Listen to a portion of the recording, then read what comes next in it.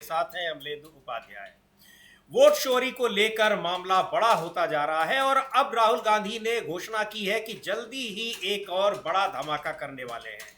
महादेवपुरा में जिस तरीके से एक विधानसभा सीट में वोट चोरी को लेकर उन्होंने इतना बड़ा खुलासा किया है, उनका कहना है कि इस तरह के अभी कई और जगहों से और विधानसभाओं लोकसभा सीटों पर इस तरह की हमारे पास जो जानकारी है उनका भी खुलासा जल्दी ही किया जाएगा। और इधर बिहार में यात्रा वोटर अधिकार यात्रा लगातार जारी है, आज सीतामढ़ी में है।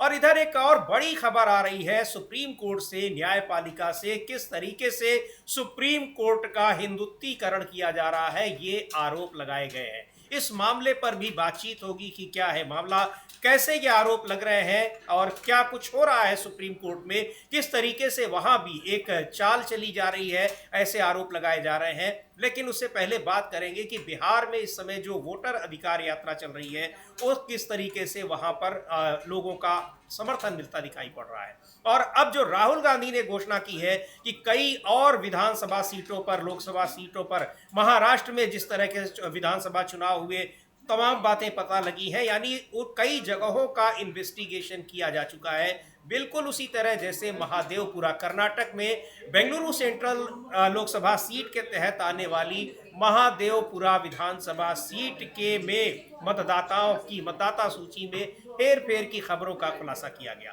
तो बड़ी खबर है, बड़ा धमाका है। अभी एक विधानसभा सीट पर इतना बड़ा धमाका हुआ कि चुनाव आयोग को आकर प्रेस कॉन्फ्रेंस करनी पड़ी और बताना पड़ा। हालांकि चुनाव आयोग तो उन सारे तथ्यों को, उन सारे इन्वेस्टिगेशन को गलत ही बता रहा है, लेकिन गलत नहीं है क्योंकि बार बार राहुल गांधी और पूरा का पूरा विपक्ष उस बात को दोहरा रहा है। और बिहार में जो मतदाता उनसे मिल रहे हैं, जो लोग मिल रहे हैं, वो भी इन चीज़ों को अपने लोकसभा चुनाव के अनुभव से उन सारी बातों को दोहरा रहे हैं।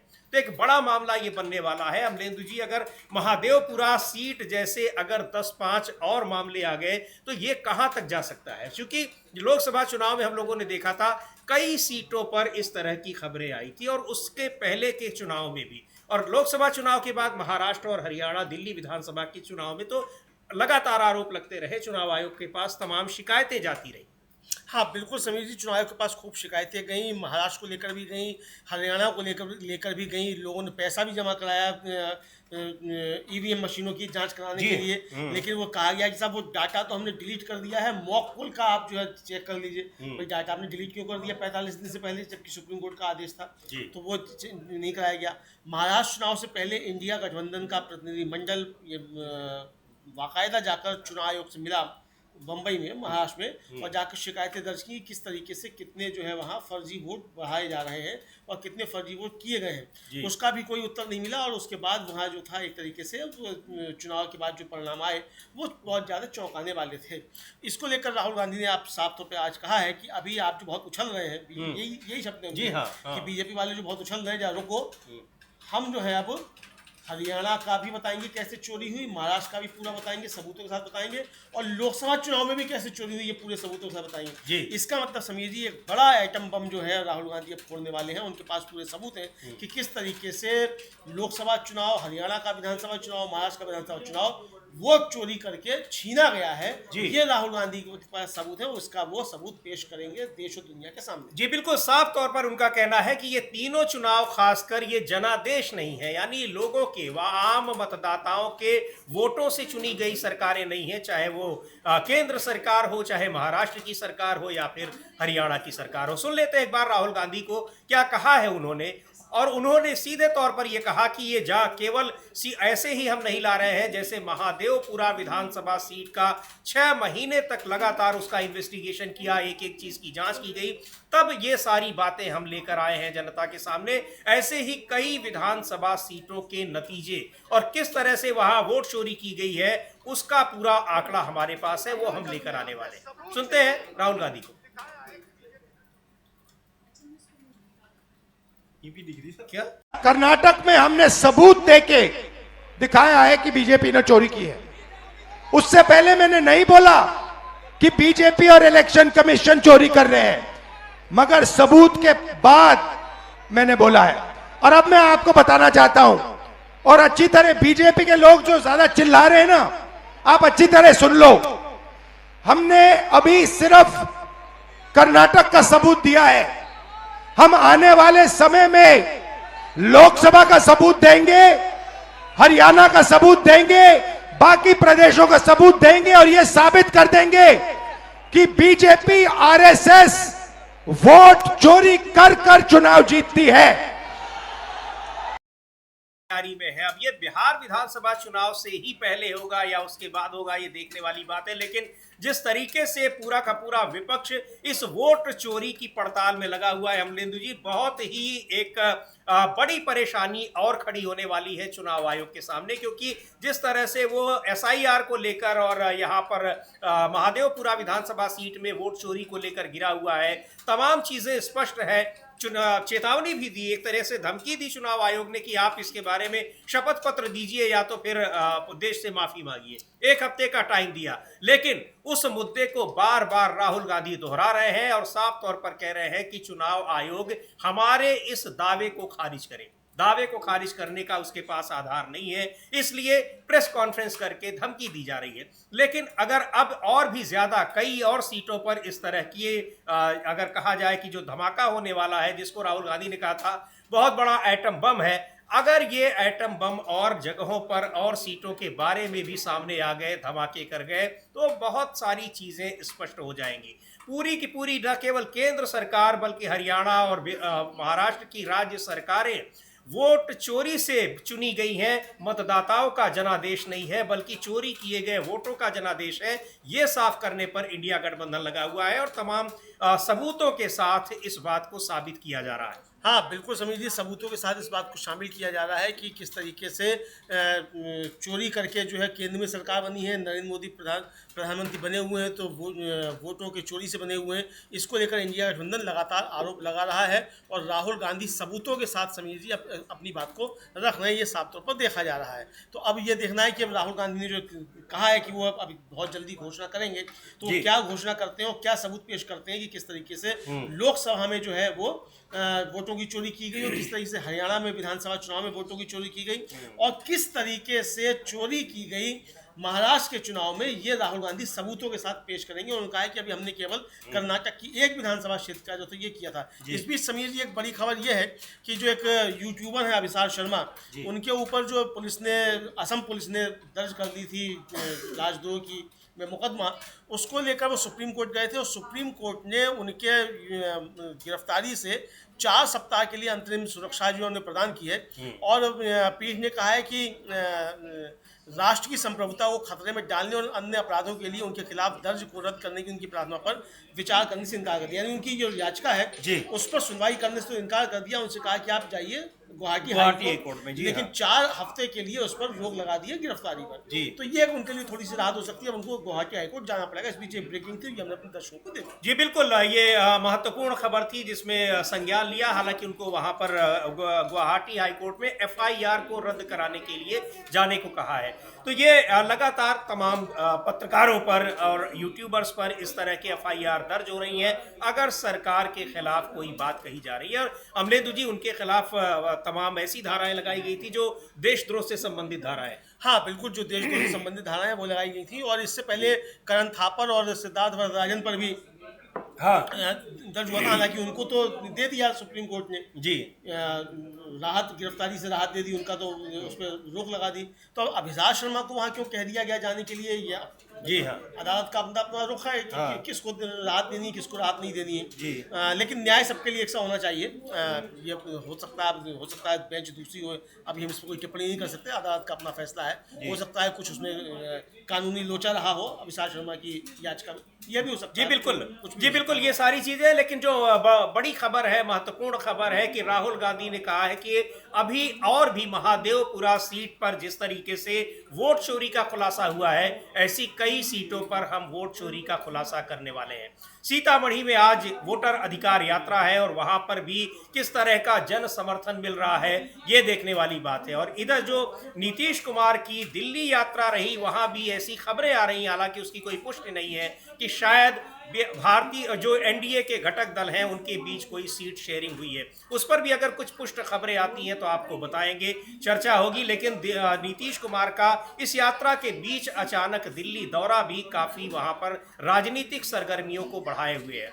वो किस तरीके से ये यात्रा जो चल रही है सीतामढ़ी में, सुनते हैं क्या कहा है सीपीआई-एमएल के नेता दीपांकर भट्टाचार्य ने। और ये यात्रा लगातार इसको जो जन समर्थन मिल रहा है और वहां के आम लोग, बिहार के आम लोग भी इस एसआईआर और वोट चोरी को लेकर या ये यात्रा हो रही थी कि उनको जागरूक करने के लिए, लेकिन ये दिखाई पड़ रहा है कि चुनाव आयोग ने खुद ही लोगों को जागरूक कर रखा है। अमलेंदु जी, जिस तरह से एसआईआर की गई है और जिस तरह से वोट चोरी की शिकायतें सामने आ रही हैं, तो बिहार के तमाम लोगों के बीच जब यात्रा चल रही है, पहुंच रही है, तो नेताओं को पता लग रहा है कि जनता तो पहले से ही जागरूक है। हाँ, बिल्कुल, नेताओं को मालूम पड़ रहा है जनता पहले से ही जागरूक है, और जाहिर सी बात है समझिए कि जनता जागरूक है तभी जो है वो राहुल गांधी की इस यात्रा को इतना ज्यादा समर्थन मिल रहा है। तो जाहिर सी बात है कि समर्थन मिलने की वजह से जो है वो यही है कि जनता जागरूक है, और जनता खुद कह रही है, हम लोग देख रहे हैं समीर जी की लगातार जो वहाँ से लाइव रिपोर्टिंग्स आ रही है कि राहुल गांधी जैसे ही कुछ बोलने शुरू होते तभी नारे लगने लग जाते हैं कि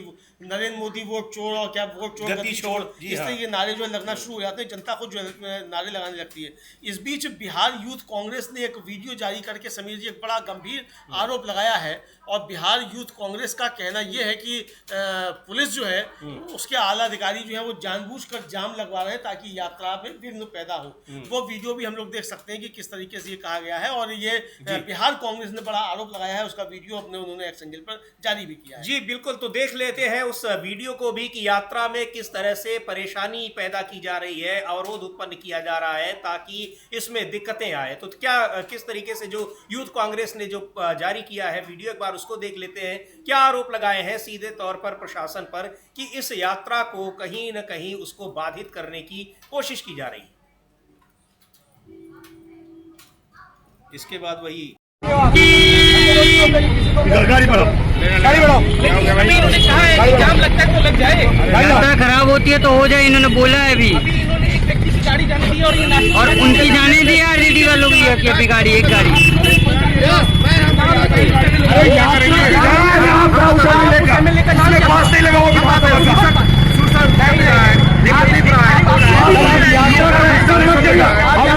क्यों डिस्टर्ब कर रहे हैं?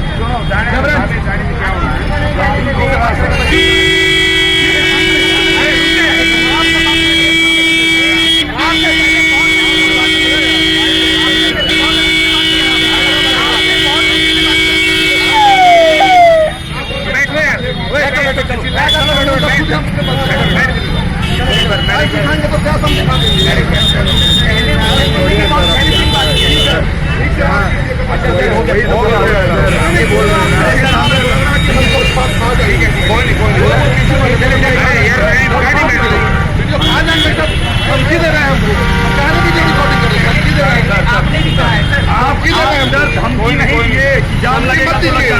आपने कहा कि जाम लगता है लग जाए, हम किधर रहते हैं? नहीं नहीं, आपने कहा जाम लगता है लग जाए, मतलब आप यात्रा डिस्टर्ब करना चाहते हैं।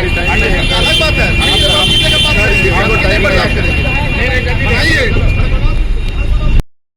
हाँ, पुलिस के लोग एक कह रहे हैं, आरोप लगा रहे हैं कार्यकर्ता कि जाम, पुलिस वाले कह रहे हैं कि जाम लगता है तो लगे, यानी जाम लगेगा तो लोगों को परेशानी होगी, लोगों को परेशानी होगी, तो फिर ये बातें आएंगी कि कैसे इस यात्रा के जरिए आम लोगों को परेशान किया जा रहा है। अब इसमें कितनी सच्चाई है नहीं है, लेकिन जो वीडियो ये जारी किया गया है यूथ कांग्रेस की तरफ से, वो ये बता रहा है कि इस यात्रा को बाधित करने की कोशिश की जा रही है प्रशासन की तरफ से। हाँ, बिल्कुल, ये कहा जा रहा है कि प्रशासन की तरफ से इस यात्रा को बाधित करने की कोशिश की जा रही है, और ये वीडियो जो है समीर जी ये दिखा रहा है कि किस तरीके से पुलिस के अधिकारी जो है वो बाधा उत्पन्न करने के प्रयास कर रहे हैं। ये बिहार यूथ कांग्रेस ने इसको जारी किया है, और उनका ये आरोप है कि जो है रोकने की कोशिशें की जा रही हैं, यात्रा में विघ्न पैदा करने की कोशिशें की जा रही है, ये देखा जा सकता है। जी बिल्कुल, और क्या उस यात्रा आज सीतामढ़ी में है, बिहार के सीतामढ़ी में क्या कुछ वहां चल रहा है, सुनते हैं एक बार दीपांकर भट्टाचार्य को, जो सीपीआई-एमएल के नेता हैं।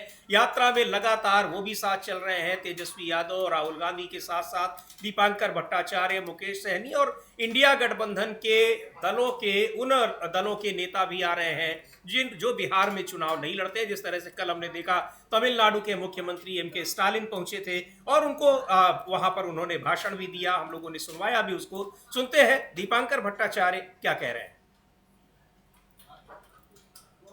समर्थन मिल रहा है आम लोगों का, ये कहना है दीपांकर भट्टाचार्य का। सीतामढ़ी में, और ये यात्रा करीब 23 जिलों को कवर कर रही है। 1 तारीख को पहुंचेगी पटना में और वहां इंडिया गठबंधन के घटक दलों के तमाम नेता शामिल होंगे। एक बड़ी रैली वहां पर उस दिन होगी, यानी 1 तारीख को। और ये आज जो ये महत्वपूर्ण घोषणा जो कहा है राहुल गांधी ने, इस वोट चोरी को और भी ज्यादा एक तरह से गंभीर बना रही है कि केवल एक ही जगह पर ऐसे प्रमाण नहीं है उनके पास, अभी कई और ऐसी विधानसभा सीटें हैं जहां वोट चोरी के सीधे तौर पर प्रत्यक्ष प्रमाण वहां पर है और उनको पूरे तरीके से वेरीफाई किया गया है, उनकी जांच करके, और तब ये रिपोर्ट तैयार की गई है कि कैसे इतनी बड़ी संख्या में वोटों की चोरी की गई है। हाँ, बिल्कुल बड़ी संख्या में वोटों की चोरी की गई है, ये साफ तौर पर जो है आरोप लग रहा है। और ये दिखाई पड़ता है समीर जी की जो आरोप लग रहे हैं इसको लेकर चुनाव आयोग जो है वो अपना बचाव तो करने की कोशिश कर रहा है जी, लेकिन उसके बचाव में भारतीय जनता पार्टी जो आगे आ रही है। अभी साफ तौर पर कहा जा रहा है कि 65 लाख लोगों के तो नाम काट दिए गए हैं और बड़ी संख्या में लोगों के नाम काटे जाने की तैयारी है। लेकिन विपक्ष भी जो है वो पूरी तरीके से मुस्तैद है कि हम एक भी वोट कटने नहीं देंगे। ये साफ तौर पर विपक्ष का समीर जी कहना है, उसके लिए विपक्ष तैयारी कर भी रहा है। राहुल गांधी भी जो इसके बार बार कह रहे हैं कि हम एक भी वोट चोरी होने नहीं देंगे। और बिहार जो है, तेजस्वी यादव ने भी आज कहा समीर जी यही बात कही कि बिहार जो है जो लोकतंत्र की जननी है, उस लोकतंत्र की जननी से ही भारतीय जनता पार्टी उसका सहयोगी चुनाव आयोग जो है वो लोकतंत्र को खत्म करने का काम कर रहे हैं, ये उन्होंने साफ तौर पर कहा है। इस बीच समीर जी एक पूर्व जो चुनाव आयुक्त हैं अशोक लवासा जी, उन्होंने आज एक अंग्रेजी अखबार द ट्रिब्यून में एक बड़ा लेख लिखा है और जो SIR है उसको लेकर उन्होंने काफी सवाल उठाए हैं। तो समीर जी अब यानी चुनाव आयोग की जो कहा जाता है पूर्व चुनाव आयुक्त हैं वो भी SIR को लेकर बहुत सारे सवाल उठा रहे हैं और गंभीर सवाल जो उठा रहे हैं। अशोक लवासा का वो अंग्रेजी में आलेख है, उसको हम दिखा भी सकते हैं और बता भी सकते हैं कि इस आलेख में उन्होंने क्या क्या अशोक लवासा ने कहा है। और उनका साफ तौर पर कहना है कि सर्वोच्च न्यायालय ने 2 अंतरिम आदेश पारित किए जिनकी व्याख्या याचिकाकर्ताओं ने अपने रुख की पुष्टि के रूप में और चुनाव आयोग ने इस प्रक्रिया को जारी रखने के अपने इरादे और निर्विवाद अधिकार के समर्थन में की। याचिकाकर्ता जी, ये है उनका जो लेख है, ट्रिब्यून अखबार में छपा हुआ है, अंग्रेजी अखबार है, उसमें लिखा हुआ है। वो कह रहे हैं कि याचिकाकर्ता आंशिक जीत का दावा कर रहे हैं, चुनाव आयोग भी अपनी जीत का प्रदर्शन करने के लिए उतना ही दृढ़ है। ये एक कठिन दौड़ की तरह है जिसमें धावक रास्ते में ऊर्जा बढ़ाने वाले पेय से खुद को तरोताज़ा महसूस कर रहे हैं। कोई भी इस जबरदस्ती चढ़ाई के अनिश्चित ढलान पर सवाल नहीं उठाता। दोनों ही पक्ष अपनी बात साबित करने में असफल दिख रहे हैं। ऐसा प्रतीत होता है कि सर्वोच्च न्यायालय एक और चुनाव आयोग का समर्थन करता है और दूसरी ओर मतदाताओं की मदद करता है, जिससे चुनाव आयोग द्वारा मतदाताओं पर अनावश्यक रूप से डाले गए साक्ष्य के बोझ को हल्का किया जा रहा है। यानी सीधे कह रहे बहुत ही डिप्लोमेटिक तरीके से चुनाव सुप्रीम कोर्ट इस मुद्दे को डील कर रहा है। वो चर्चा हम लोग अमलेंदु जी लगातार करते भी रहे, खास तौर पर जब इसका लाइव जब चल रहा होता है, सुनवाई चल रही होती है। आगे लिखते हैं वो कि इस मामले की सुनवाई सर्वोच्च न्यायालय द्वारा 8 सितंबर को की जानी है, इसलिए इस समय यह कहना मुश्किल है कि ये प्रक्रिया किस दिशा में जा रही है। लेकिन अब समय आ गया है कि निष्पक्ष होकर इसके उद्देश्य पर गौर किया जाए और उस उद्देश्य को प्राप्त करने के लिए चुनाव आयोग द्वारा अपनाई गई प्रक्रिया का मूल्यांकन किया जाए। निष्पक्ष उद्देश्यों को निष्पक्ष तरीकों से ही प्राप्त किया जाना चाहिए। चुनाव आयोग द्वारा सार्वजनिक रूप से बताए गए उद्देश्यों के अलावा अन्य उद्देश्यों को आरोपित करने से और अधिक अपमान होगा। अपनाई गई प्रक्रिया की जांच करना अधिक शिक्षाप्रद होगा, बने वो ज्यादा जरूरी है चुनाव आयोग की विश्वसनीयता को बढ़ाने के लिए। चुनाव आयोग पर अपनी कार्य प्रणाली की दक्षता दिखाने का दबाव तो स्वाभाविक ही होगा, लेकिन अगर वो केवल डुप्लीकेशन हटाने और मृत मतदाताओं को हटाने में ही सफल हो जाता है तो हर मतदाता को तनाव परीक्षण से गुजरने की क्या जरूरत है। उन लोगों को हटाकर जो कथित तौर पर प्रवासी हो गए, यानी वहां से चले गए, पलायन कर गए, लेकिन अपने मूल स्थान पर मतदान करने के इच्छुक हैं, क्या चुनाव आयोग उनकी पसंद के स्थान की राजनीतिक प्रक्रिया में भाग लेने के विकल्प को सीमित नहीं कर रहा है? बहुत से ऐसे लोग हैं, बहुत से हमारे आप जैसे भी कई लोग हैं जो कई साल से बाहर रह रहे हैं, लेकिन मतदान के लिए वोटर लिस्ट में वो अपने मूल स्थान पर ही वोटर लिस्ट में पंजीकृत हैं।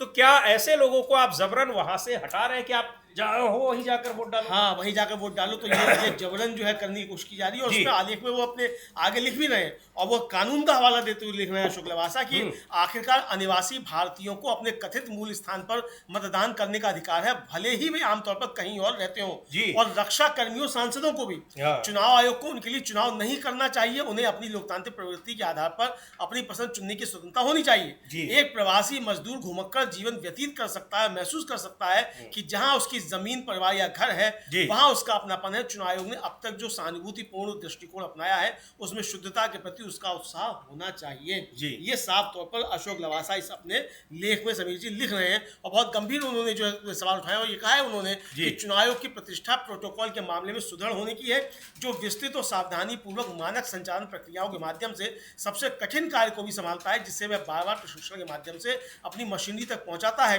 बिहार एसआईआर में इसके निर्देशों में स्पष्टता का अभाव आश्चर्यजनक है।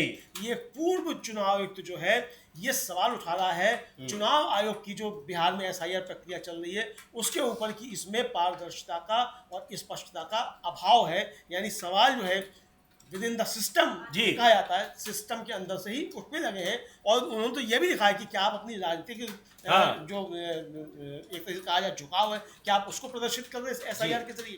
तो एक गंभीर सवाल, बिल्कुल गंभीर सवाल और गंभीर आरोप। ये वही आरोप एक तरीके से जो इनके लेख से पता लग रहा है कि प्रक्रिया पर एसआईआर जो है स्पष्ट नहीं है, और यही इसी की मांग हो रही है। इसी को चैलेंज किया गया है सुप्रीम कोर्ट में। ऐसे ही नहीं चैलेंज किया गया है, बहुत सारे लूप होल्स हैं, बड़े बड़े कानूनविद उस पर सवाल उठा रहे हैं। और अब सिस्टम के भीतर अशोक लवासा चुनाव आयुक्त रह चुके हैं, और उन्होंने लंबा लेख लिखा है जिसमें पूरी एसआईआर प्रक्रिया को लेकर तमाम बातें कही हैं। और सुप्रीम कोर्ट के भी अभी तक जो कुछ आदेश और निर्देश आए हैं सुप्रीम कोर्ट के, उनसे ये लग रहा है कि वो दोनों पक्षों को, यानी चुनाव आयोग को भी और मतदाताओं को भी, दोनों को खुश करने की कोशिश कर रहा है। खैर 8 सितंबर को अब जब सुनवाई होगी तब भी बहुत सारी चीजें स्पष्ट होकर आएंगी, लेकिन जिस तरीके से वोट चोरी को लेकर, एसआईआर को लेकर एक दबाव, जनता का जो दबाव सामने आ रहा है, उसका परिणाम दिखाई पड़ रहा है सुप्रीम कोर्ट के आदेशों और निर्देशों पर भी कि चुनाव आयोग जिस तरह से सुप्रीम कोर्ट के प्रति रवैया दिखा रहा है, तो जाहिर सी बात है कि वो आना ही था। और 65 लाख जो मतदाता इस सूची से बाहर किए गए हैं, उनकी जानकारी देने पर वो विवश हुआ है, पहले सीधे तौर पर मना कर रहा था। खैर, अब ये वोटर अधिकार जो यात्रा चल रही है, निश्चित तौर पर इसका असर हो रहा है। जो दीपांकर भट्टाचार्य कह रहे थे कि जबरदस्त समर्थन मिल रहा है। एक बार सुनते हैं तेजस्वी यादव क्या कह रहे हैं इस वोटर अधिकार यात्रा को लेकर। वोटर अधिकार यात्रा आज आपको बता दें कि सीतामढ़ी में है, बिहार के, और करीब 23 जिलों को ये कवर कर रही है, जिसमें मतदाताओं को जागरूक किया जा रहा है वोट चोरी को लेकर, एसआईआर को लेकर, और चुनाव आयोग और सरकार के बीच किस तरह से जो साठगांठ है, जो विपक्ष का आरोप है, उनको लेकर कि कैसे ये पूरी की पूरी प्रक्रिया बाधित हो रही है। और हमारे लवासा का ये जो आर्टिकल है बहुत मायने रखता है, और बहुत इस तरह से कहिए कि वो एक वहाँ चुनाव आयुक्त तो खुद रहे हैं, पूरी प्रक्रिया वो जान रहे हैं, और तब उसको लेकर उन्होंने ये लेख लिखा है। तो उस पर हम लोग बात करते हैं। पहले इकरार से जान लेते हैं कि क्या कुछ चल रहा है, या जो मतदान के बाद परिणाम आएंगे वो जन भावना को नहीं व्यक्त करेंगे अगर चोरी के वोटों से सरकारें चुनी जाएंगी। इसी बात को कहा है। और संविधान का मुद्दा जिस तरीके से लगातार ये लोगों के बीच में है, लोगों को आशंका है, और सरकार भी इस अल्पमत में आने के बावजूद जिस तरह के काम कर रही है, उसको देखते हुए ये आरोप और पुख्ता हो रहे हैं कि वो संविधान को बदलने की किस तरह से कोशिशें कर रही है। सुनते हैं राहुल गांधी को, क्या कहा उन्होंने संविधान को लेकर। मेरे जो दलित भाई हैं, आप भूलिए मत, ये संविधान अंबेडकर जी ने देश को दिया है। ये कोई मामूली किताब नहीं है, ये हमारे लिए पवित्र किताब है। ये किताब हिंदुस्तान की किताब है, हमारी सोच की, हमारी विचारधारा की किताब है। और मैं सिर्फ सारे के सारे दलित भाइयों से कहना चाहता हूं, आप याद रखिए आजादी से पहले आपकी क्या हालत थी। आपको अछूत कहा जाता था, लोग आपको छूते भी नहीं थे, मारा जाता था। जो भी आपको अधिकार मिले हैं, जो भी अधिकार आपको मिले हैं, संविधान के कारण मिले हैं। संविधान ने आपको अधिकार दिए और ये बीजेपी के लोग ये सारे के सारे अधिकार आपसे और ईबीसी से और पिछड़ों से छीनना चाहते हैं। भाइयों और बहनों, 65 लाख वोट कटे हैं, लिस्ट निकालिए और देखिए, उसमें ईबीसी है, दलित है, अल्पसंख्यक है, पिछड़े वर्ग के लोग हैं, गरीब लोग हैं, किसान हैं, उसमें एक अमीर व्यक्ति का नाम नहीं है, एक अमीर व्यक्ति का नाम नहीं है। वोट चोरी ये गरीबों से कर रहे हैं क्योंकि ये आपकी आवाज को दबाना चाहते हैं और मैं स्टेज से आपको कहना चाहता हूं, ये आपकी आवाज को कभी नहीं दबा पाएंगे। हम आपके साथ खड़े हैं। संविधान ने जो अधिकार दे रखे हैं उनको छीनने की कोशिश की जा रही है। बहुत महत्वपूर्ण बात उठाई अमलेंदु जी की। 65 लाख लोगों में गरीब मतदाता ही है, अल्पसंख्यक है, पिछड़े हैं, दलित है। इसमें कोई अमीर नहीं है, इसमें कोई बड़े लोग नहीं है, क्योंकि गरीबों के ही वोट से सबसे ज्यादा दिक्कत है और गरीबों के पास यही एक अमानत है जो संविधान ने उनको दे रखी है। इसीलिए इस वोट चोरी का मामला, जब वोटर अधिकार यात्रा ये निकल रही है तो कैसे आम जनता खुद इस यात्रा में शामिल हो रही है ये दिखाई पड़ रहा है। और सबसे बड़ी बात ये कि जागरूक करने के लिए निकली है, लेकिन वो खुद कितने जागरूक हैं ये भी इस बात से पता चल रहा है। एक कांग्रेस ने इसको लेकर एक और वीडियो जारी किया है, उसको भी हम दिखाएंगे, लेकिन पहले सुन लेते हैं तेजस्वी यादव क्या कह रहे हैं इस वोटर अधिकार यात्रा को लेकर। में जो ये वोट का अधिकार है कितना महत्वपूर्ण है और इसी की चर्चा हो रही है और ये कितना बड़ा मुद्दा बिहार विधानसभा चुनाव में बन जाएगा, किसी ने कल्पना भी नहीं की होगी। लेकिन ये उसी तरीके से बड़ा मुद्दा बन गया है जिस तरह से लोकसभा चुनाव में संविधान का मुद्दा बड़ा मुद्दा बन गया था। और ये दिखाई पड़ रहा है कि वहां की जनता किस तरह से इस मुद्दे को लेकर जागरूक है और उस पर जो वोट चोरी के आरोप विपक्ष लगा रहा है, लेकिन आम लोगों को भी इस बात का एहसास है कि कैसे चुनावी प्रक्रिया को प्रभावित किया जा रहा है। चुनाव आयोग और सरकार दोनों मिलकर ये कर रहे हैं। ये केवल आरोप ही नहीं है, लोग इसको देख भी रहे हैं। और जो तमाम जो महादेवपुरा विधानसभा सीट का जो एक पूरा विवरण निकाल कर रख दिया और उसका वेरीफाई करके उसने और भी ज्यादा इस मुद्दे को, इन आरोपों को पुख्ता किया है। एक और वीडियो जारी किया है कांग्रेस पार्टी ने, उसको भी देखते हैं किस तरह से उसमें वोट चोरी को लेकर समझाया गया है, बताया गया है कि कैसे वोट चोरी की जा रही है। अगर वोट चोरी की बात कही जा रही है, चुनाव आयोग अपने को बड़ा आहत महसूस करता है वोट चोरी के आरोप लगाने पर, लेकिन ये दिखाया गया है कि वोट चोरी के आरोप अगर लगाए जा रहे हैं तो क्यों लगाए जा रहे हैं, उस ये आरोप लगाने के लिए पुख्ता सबूत हैं तब लगाए जा रहे हैं। अमलेंदु जी, इसमें जो सब तस्वीरें बहुत सारी दिखाए, विजुअल्स दिखाए, एक महत्वपूर्ण तस्वीर दिखाई वो चंडीगढ़ वाले जो अनिल मसीह की सीसीटीवी कैमरे में वो कैद हो गए। जी हाँ। और इसी के लिए फिर चुनाव आयोग ने सीसीटीवी कैमरे का नियम बदल दिया, क्योंकि सीसीटीवी कैमरे में अनिल मसीह बीजेपी के लिए गड़बड़ी करता हुआ पकड़ा गया जी। तो वो नियम ही बदल दिया गया कि आपको सीसीटीवी कैमरा नहीं दे सकते, प्राइवेसी का मामला है, प्राइवेसी बता दिया गया, क्योंकि बहु बेटियों का मामला है। हाँ। अब अनिल मसीह जो है मुख्य चुनाव आयुक्त के कौन से बहु बेटियां पता नहीं क्या क्या नहीं है, लेकिन उनका कहना है कि बहु बेटियों का मसला है, तो इसलिए प्राइवेसी का मामला है इसलिए नहीं दिया। लेकिन ठीक है समीर जी, अपना अपना सबका चलता है, जो अपने अपने तर्क होते हैं, लेकिन ये वोट चोरी का मसला अब बड़ा होता जा रहा है। और जैसा कि हम लोगों ने बताया, राहुल गांधी साहब घोषणा कर दी है कि अब वो महाराष्ट्र का चुनाव किस तरीके से चुराया गया, हरियाणा का किस तरीके से चुराया गया और खुद किस तरीके से लोकसभा चुनाव चुराया गया, इसका सबूतों के साथ राहुल गांधी धमाका करेंगे, सबूतों के साथ इसको पेश करेंगे।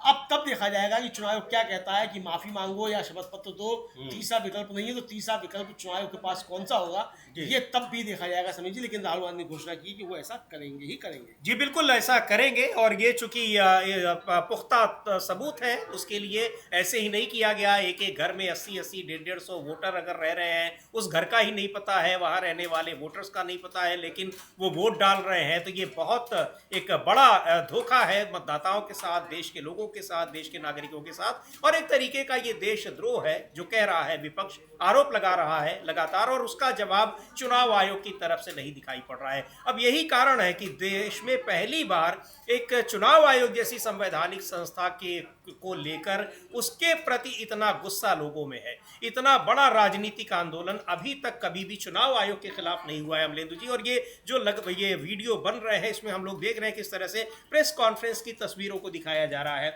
वहां पर चुनाव आयोग के विजुअल्स को दिखाया जा रहा है। ये चुनाव आयोग के लिए बहुत ही शर्मनाक बात है। और यही सारी बातें अशोक लवासा साहब जो पूर्व चुनाव आयुक्त हैं, जिनका आर्टिकल अभी हम लोग जिक्र कर रहे थे इसी कार्यक्रम में, यही बातें वो कह रहे हैं कि चुनाव आयोग के पास अभी भी समय है कि वो अपनी विश्वसनीयता को बनाए रखे। अगर जनता के बीच उसकी विश्वसनीयता खत्म हो गई तो फिर कोई मतलब नहीं रह जाएगा। हाँ बिल्कुल, यही बात लिख रहे हैं और ये कह रहे हैं कि भाई चुनाव आयोग को इस पर कार्रवाई करनी चाहिए जी। और जो SIR जिस तरीके से किया जा रहा है वो साफ तौर पर दिखाई पड़ता है कि इसमें पारदर्शिता का और ईमानदारी का अभाव है जी। और आप इतने बड़ी संख्या में लोगों के वोट काटने जा रहे हैं, तो ये आप किस आधार पर काटने जा रहे हैं? ये खुद जो पूर्व चुनाव आयुक्त हैं वो सब लेख लिखकर सवाल उठा रहे हैं। तो ये समीर जी सवाल लगातार चुनाव आयोग पर उठ रहे हैं और चुनाव आयोग इसमें अपना बचाव करता हुआ दिखाई पड़ता है, लेकिन वो बचाव हो नहीं पा रहा है क्योंकि उसके ऊपर बहुत गंभीर आरोप लग रहे हैं। और अब तो खुलकर ज्ञानेश कुमार जी का नाम लिया जा रहा है कि भाई ये भी जो है वोट चोरी करा रहे हैं इस तरीके से। और मनोज झा जो RJD के सांसद हैं, उन्होंने तो साफ तौर पर कहा कि प्रेस कॉन्फ्रेंस में हमको भाजपा का एक नया प्रवक्ता मिल गया, जी हाँ, ज्ञानेश कुमार जी के रूप में। ये साफ तौर पे आरोप लग रहे हैं। तो अब ठीक है, आरोप लग रहे हैं तो लेकिन एक संवैधानिक संस्था है, उसको किसी भी दल के साथ इस तरीके से नाभिबद्ध नहीं हो जाना चाहिए जी। और चूंकि ये व्यक्तिगत ज्ञानेश कुमार जी का मसला नहीं है, इस देश के लोकतंत्र का मसला है। बिल्कुल। ज्ञानेश कुमार जी अमित शाह जी के बहुत नजदीकी हो सकते हैं, उनके घर के सदस्य हो सकते हैं, उनके लिए कुछ भी हो सकते हैं, लेकिन जब आप एक संवैधानिक पद पर, जिम्मेदारी भरे संवैधानिक पद पर है, तो आपने शपथ जो ली है उस संवैधानिक पद की ली है, तो आपको उस संविधान जो आपने शपथ ली है उसके प्रति आपको ईमानदार रहना है, आपको उसके प्रति उत्तरदायी होना है। अमित शाह के प्रति ना आपको ईमानदार रहना है ना उत्तरदायी होना है। वो आप घर में रहिए, कोई दिक्कत नहीं है, लेकिन जब आप पद पर हैं तो आपको संविधान के प्रति उत्तरदायी होना पड़ेगा। जी बिल्कुल, संविधान के प्रति उत्तरदायी होना पड़ेगा। और अशोक लवासा ने बहुत ही महत्वपूर्ण आज एक आर्टिकल लिखा है अंग्रेजी अखबार में, जिसका अभी हम लोगों ने उस आर्टिकल की महत्वपूर्ण बातें आपको बताई कि कैसे चुनाव आयोग की भूमिका पर सवाल उठाया है उन्होंने। और कह भी रहे हैं कि चुनाव आयोग के पास अभी भी समय है अपनी विश्वसनीयता को वापस लाने का, क्योंकि विश्वसनीयता बहुत ज्यादा प्रभावित हुई है। पूरा का पूरा विपक्ष अगर उसके खिलाफ खड़ा है तो यूं ही नहीं खड़ा है, आरोपों में दम है और आरोपों के सबूतों के साथ वो सारे आरोप सामने है और उन सारे आरोपों पर आप कोई जवाब नहीं दे रहे हैं। लेकिन सुप्रीम कोर्ट में अब आपको जवाब धीरे धीरे देना पड़ रहा है। पर उन आरोपों पर सही बात तो ये है कि अगर SIR की जो प्रक्रिया की गई है, ये SIR आपने अगर जो आपके पास संविधान ने शक्तियां दी है उनके आधार पर आपको करना चाहिए था। इस तरह से मनमाने तरीके से नहीं करना चाहिए था। अगर ऐसे होगा तो सब आपकी इस एक विश्वसनीयता, इतनी बड़ी संवैधानिक संस्था की विश्वसनीयता प्रभावित होगी। और ये वो संस्था है जो देश में सरकारें चुनने का काम करती है। जनता जब सरकार चुनती है उसको पूरा वो देखती है, निगरानी करती है, उसके लिए जिम्मेदार है। तो अगर यही सरकारें इस तरह से चुनी गई, फर्जी वोटों के आधार पर चुनी गई, तो फिर लोकतंत्र कहाँ रह जाएगा। बड़े गंभीर सवाल हैं जो अशोक लवासा ने उठाए हैं। सुनते हैं सीतामढ़ी में आज RJD सांसद मनोज झा ने क्या कहा इस वोटर अधिकार यात्रा के दौरान। यात्रा ने किस तरह से पूरा बिहार का वहाँ पूरा माहौल ही बदल कर रख दिया है, ये कह रहे हैं RJD सांसद मनोज झा। और हम लोग उसको देख भी रहे हैं, वहाँ से लाइव तस्वीरें और लाइव रिपोर्टिंग अभी हम लोगों ने देखी भी, किस तरीके से वोटर अधिकार यात्रा को लेकर वहाँ बिहार के लोग पहले से ही जागरूक हैं और उनकी जागरूकता दिखाई पड़ रही है। अमलेंदु जी, हम लोगों ने चर्चा शुरू में की कि सुप्रीम कोर्ट हैं और अलग अलग हाई कोर्ट से, अलग अलग राज्यों के हाई कोर्ट से आए हैं, उनको लेकर कई सवाल उठ रहे हैं। और जो जस्टिस नागरत्ना जो उस कॉलेजियम में शामिल थी, जो फाइनल करती है जजों की सूची को, उन्होंने उस पर आपत्ति जताई थी, कई मुद्दों पर आपत्ति जताई थी, जिनमें दो खास मुद्दे ये थे कि उसमें क्षेत्रीय असंतुलन पैदा हो रहा है, यानी गुजरात से ज़्यादा जज सुप्रीम कोर्ट पहुंच रहे हैं। और दूसरी बात यह है कि सीनियरिटी को किस तरीके से अंडरमाइन किया गया है। काफ़ी जूनियर उस पर सूची में आते थे, कॉलेजियम की सूची में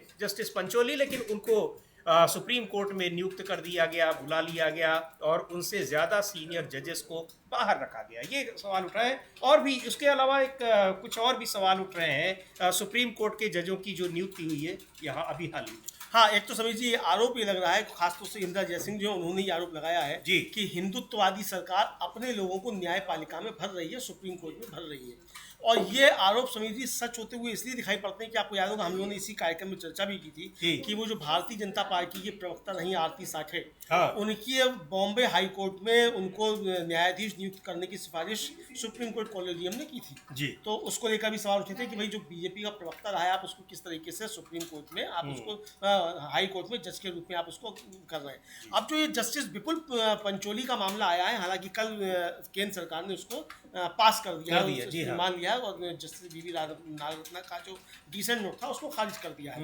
उसको लेकर भी सवाल उठे कि जस्टिस विपुल पंचोली जो है वो काफ़ी जूनियर हैं अन्य जजेस के मुकाबले और खुद 3 महिला जज जो हैं वो उनसे ज़्यादा सीनियर थी जिनके नाम नहीं लिए गए और उनमें एक नाम जो है खुद गुजरात हाई कोर्ट की जो चीफ जस्टिस है उनका भी नाम है, वो भी सीनियर है, उनका भी नाम नहीं लिया गया और पटना से विपुल पंचोली जी को लेकर ले आया गया, वो भी गुजरात से आते हैं ये बताया जा रहा है। तो अब गुजरात से 3 जज जो है वो इसमें जो सिफारिश की गई है उसमें 3 जज गुजरात से आ रहे हैं। तो ये कहा जा रहा है कि गुजरात का प्रभाव इस तरीके से क्यों हो रहा है और जिस तरीके से लाया जा रहा है समीर जी, ये आरोप है कि इस तरीके से जजों की नियुक्ति की जा रही है ताकि आने वाले समय में अधिकांश जो सीजीआई होंगे वो गुजरात से ही होंगे और भारतीय जनता पार्टी के मन मुताबिक काम करने वाले होंगे। ये आरोप एक तरीके से लग रहे हैं। इंदिरा जयसिंह ने इसको लेकर एक अपना पोस्ट किया था, उन्होंने एक्स पर लिखा था कि जिन वरिष्ठ न्यायाधीशों के नाम पर पदोन्नति के लिए विचार किया जा सकता है उनमें 3 महिला न्यायाधीश भी शामिल हैं। यह है न्यायमूर्ति सुनीता अग्रवाल गुजरात उच्च न्यायालय की मुख्य न्यायाधीश, न्यायमूर्ति रेवती मोहित डेरे बॉम्बे उच्च न्यायालय और न्यायमूर्ति लिसा गिल पंजाब एवं हरियाणा उच्च न्यायालय। ये था। अब कल एक कार्यक्रम में समीर जी जो सुप्रीम कोर्ट के रिटायर्ड जज हैं जस्टिस अभय एस ओका वो मौजूद थे और जस्टिस अभय एस ओका की मौजूदगी में जो सवाल किया अपने उन्होंने इंदिरा जयसिंह ने और उन्होंने इंदिरा जयसिंह ने ये साफ तौर पे कहा कि लग ये रहा है कि शायद जो है सरकार जो है वो अपने मनपसंद लोगों को इसमें भर रही है। ये उन्होंने आरोप लगाया और पूछा कि भावी जो मुख्य न्यायाधीश हैं उनकी नियुक्ति के लिए किस तरीके के आप मानदंड अपनाए जा रहे हैं। हमें लगता है कि हिंदुत्ववादी सरकार सिर्फ उन्हीं न्यायाधीशों की नियुक्ति कर रही है जिन्हें वह चाहती है। एकमात्र महिला न्यायाधीश की असहमति को नजरअंदाज किया गया। इस पर जस्टिस ओका ने जवाब दिया कि शुक्र है कि मैं कॉलेजियम में नहीं हूं और उनका कि हाँ बिल्कुल पारदर्शिता होनी चाहिए, हमें असहमति का पता होना चाहिए। लेकिन उन्होंने ये भी जोड़ा कि आजकल अच्छे वकीलों को न्यायाधीश के रूप में नियुक्त करना मुश्किल है। नियुक्ति ना करने के कारण बताए गए। यहाँ गोपनीयता का क्या है, असहमति का मतलब है कि हमें पता होना चाहिए कि यहाँ असहमति क्या है। कुछ लोग सोचते हैं कि मौके पर ही पूरा समाधान पारदर्शिता लाता है, लेकिन उच्च न्यायालय से लेकर उच्चतम न्यायालय तक विचार विमर्श भी इसका एक हिस्सा होता है और आपने एक महत्वपूर्ण बहस शुरू की है, ये उन्होंने कहा। लेकिन इसी के साथ साथ समीर जी एक और सुप्रीम कोर्ट के पूर्व जस्टिस हैं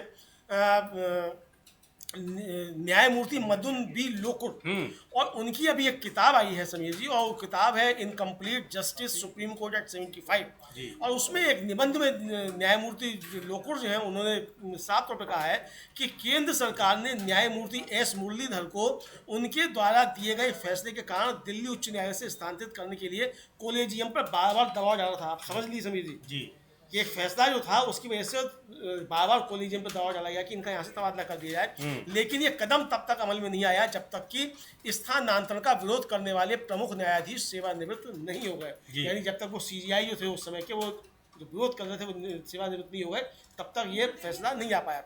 और ये भी उन्होंने लिखा है कि दिसंबर 2018 में उनकी सेवानिवृत्ति के बाद ये मांग फिर से उठी। उसी समय न्यायमूर्ति ए के सीकरी ही इस प्रस्ताव के खिलाफ थे और मार्च 2019 में न्यायमूर्ति सीकरी के बाद स्थानांतरण का प्रस्ताव फिर से उठाया गया और जस्टिस लोकुर ने लिखा है कि अंततः न्यायमूर्ति मुरलीधर का फरवरी 2020 में दिल्ली उच्च न्यायालय से मनमाने ढंग से स्थानांतरण कर दिया गया। और उन्होंने लिखा है कि सुप्रीम कोर्ट कॉलेजियम के कामकाज में पारदर्शिता के बारे में कुछ कहा जाना चाहिए। एक बार मुझे स्पष्ट रूप से यह आभास हुआ कि मुख्य न्यायाधीश को कार्यपालिका द्वारा एक स्थानांतरण करने की सलाह दी गई थी। न्यायमूर्ति मुरलीधर का दिल्ली उच्च न्यायालय से उनके द्वारा दिए गए एक फैसले के लिए स्थानांतरण मेरे विचार से निश्चित रूप से स्थानांतरण का आधार नहीं हो सकता और इसलिए मैंने प्रस्ताव पर अपनी असहमति व्यक्त की और मुख्य न्यायाधीश ने मेरे विचार को तुरंत स्वीकार कर लिया। ऐसा प्रतीत होता है कि भारत के सर्वोच्च न्यायालय से मेरी सेवानिवृत्ति के बाद स्थानांतरण का मुद्दा फिर से उठाया गया था, लेकिन सर्वोच्च न्यायालय कॉलेजियम में नए सदस्य न्यायमूर्ति सीकरी का भी यही विचार था और उन्होंने भी प्रस्तावित स्थानांतरण का विरोध किया था।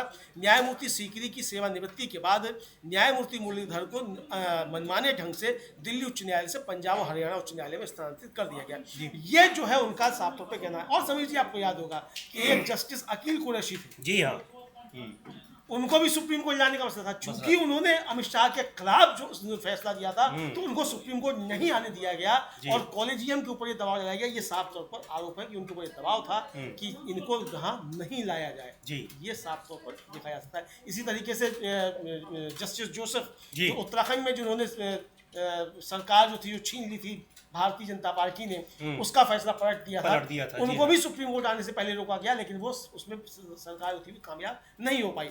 अब ये आरोप लग रहा है कि अब सरकार इस स्थिति में पहुंच गई है और कॉलेजियम भी शायद उसकी मनमर्जी का शायद कुछ हो गया, पता नहीं है कि नहीं है। लेकिन जस्टिस गवई जो उसमें है और वो उन्होंने कहा भी जस्टिस गवई ने कि वो रिटायरमेंट के बाद कोई पद भी नहीं लेंगे। अब रिटायरमेंट के बाद कोई पद लेंगे या नहीं लेंगे उससे देश को क्या मतलब है? जी, सवाल तो ये है कि जो हो रहा है वो किस तरफ जा रहा है। जी, तो न्यायपालिका के अंदर अगर इस तरह की चीजें आ रही हैं तो ये एक बड़े खतरनाक संकेत जो है ये मिल रहे हैं, क्योंकि लोगों की आशा यही है कि सुप्रीम कोर्ट आखिरकार संविधान का कस्टोडियन है और अगर विचारधारा के तौर पर इस तरीके से भर्तियां होंगी और इस तरीके से सरकार के मनमाने तरीके से लोग आना शुरू हो जाएंगे तो फिर न्याय फिर एक दूर की कौड़ी हो जाएगा। जी बिल्कुल, चूंकि अंतिम न्याय के लिए सुप्रीम कोर्ट का ही रुख लोग करते हैं और सुप्रीम कोर्ट के कॉलेजियम पर अगर ये आरोप लग रहे हैं कि वहां पर किस तरीके से विचारधारा के आधार पर सुप्रीम कोर्ट में जजेस को लाया जा रहा है, क्षेत्रीय असंतुलन को भी ध्यान में नहीं रखा जा रहा है, कुछ राज्यों से यहाँ पर जानबूझकर ज्यादा लोग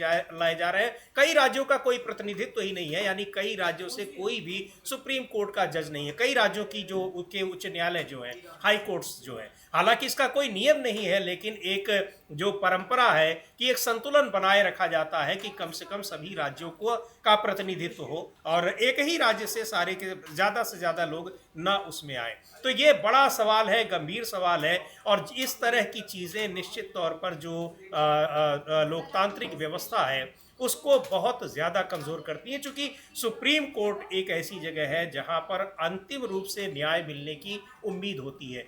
यहाँ संसद में भी अगर कुछ फैसले होते हैं, संसद भी कानून बनाती है जिस पर आपत्ति होती है, जिस पर जो लोग नहीं मानते हैं उसको भी चुनौती दी जाती है सुप्रीम कोर्ट में। लेकिन अगर सुप्रीम कोर्ट भी किसी खास विचारधारा से प्रभावित जजों का एक समूह बन जाएगी तब फिर लोगों को न्याय कैसे मिलेगा, ये चिंता जताई जा रही है। और इधर वोट चोरी को लेकर सरकार फंसी ही है।